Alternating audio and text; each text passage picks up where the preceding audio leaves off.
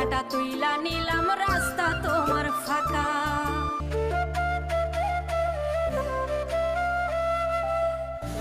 বাংলাদেশে আমাদের রংপুর শহরে নতুন একটা গাড়ি নেমেছে। এই গাড়িটা কেউ বানাইতে পারবে না। গাড়িটার মধ্যে 10 লাখ টাকা খরচ হয়েছে।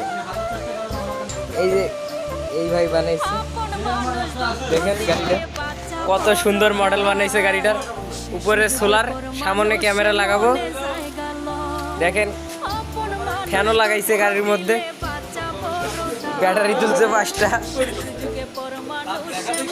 এই দেখেন এইখানে একটা থাক আছে, এইখানে একটা থাক আছে, এইখানে একটা, নিচে আরো 2-3টা আছে। তা গাড়িটা হেভি সুন্দর দেখা যাচ্ছে। আমাদের রংপুর শহরে নতুন একটা গাড়ি নেমেছে।